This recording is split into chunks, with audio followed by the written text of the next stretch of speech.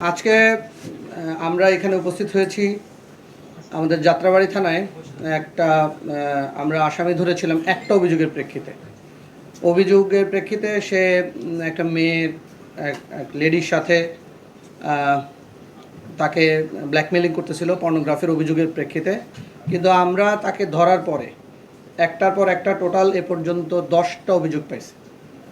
Total 10টা অভিযোগ পাইছি এবং সবগুলো একই ধরনের একই ধরনের ব্ল্যাকমেইল করেন, কখনো কখনো রেপ করেন, কখনো কখনো পর্নোগ্রাফির কাজ করেন।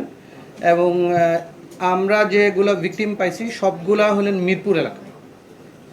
এবং এইটার ঘটনার ধরন যদি আপনারা শোনেন তাহলে একটু ইয়াই হবেন।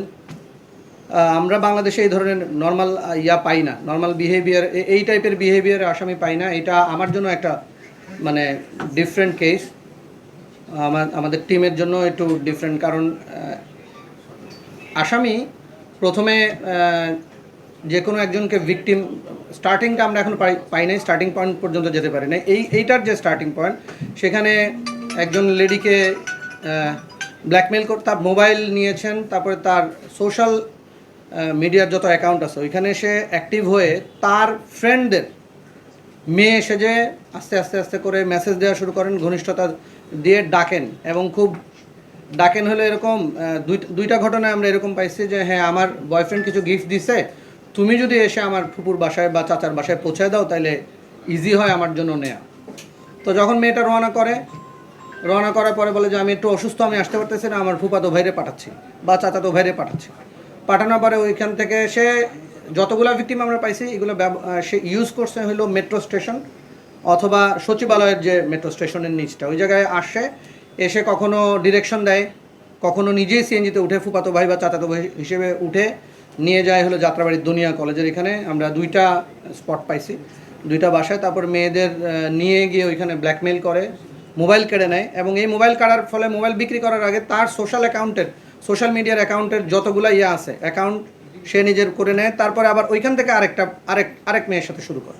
তো আমরা এ পর্যন্ত এটা ঘটনার কিন্তু খুব বড় না। 4ই মার্চ আমাদের প্রথম ভিকটিমের আমরা জিডি পাইছি এবং সর্বশেষ হলো 9ই এপ্রিল।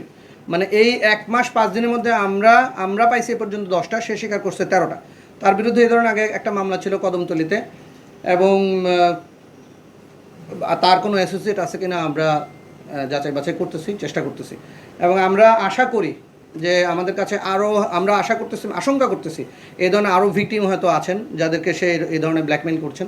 সবাই সামাজিকতার খাতিরে, সামাজিক সম্মানের খাতিরে হয়তো অনেক কথা বলছেন না, অনেক করতেছেন না। কিন্তু আমরা আশঙ্কা করতেছি, আমরা যেটা হেডলাইন করছি ঘটনা এরকম। আমরা ভিকটিমদের পরিচয় হয়তো দিতে পারতেছি না, কিন্তু আমরা তাকে আইনের আওতায় আনা, তাকে মিডিয়ার সামনে নিয়ে আসা আসলে দরকার। আমাদের মেয়েরা যাতে কোনোভাবে এই ধরনের কোনো ভিকটিম না হয় এবং কোনোভাবেই যেন সমাজে এই ব্যাধিটা ছড়িয়ে না পড়ে, এই জন্য আসা। আর আমরা মামলা অলরেডি 3টা নিছি, এই ধরনের জিডি আছে আমাদের কাছে আরও 4টা। তো সবাই আসে কি মোবাইল হারাইছে এরকম জিডি করতে। মোবাইল হারানোর জিডির সূত্রে এখন যখন ভিকটিম আস্তে আস্তে আইডেন্টিফাই করা গেছে।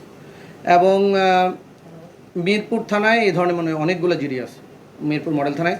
এবং সবগুলো মিরপুর ভিত্তিক, যত যারা অভিযোগ করেছেন, যারা ভিকটিম, সবাই মিরপুরের ভিত্তিক। তো আমরা আরও ভিতরে যাওয়ার চেষ্টা করতেছি, দেখতেছি যে আসলে মিরপুর ছাড়া ধরেন এই 2 মাসে সে মিরপুর করছে, অন্য কোথাও এই ধরনের কোনো কাজ করছে কিনা। ধন্যবাদ। এখন আপনাদের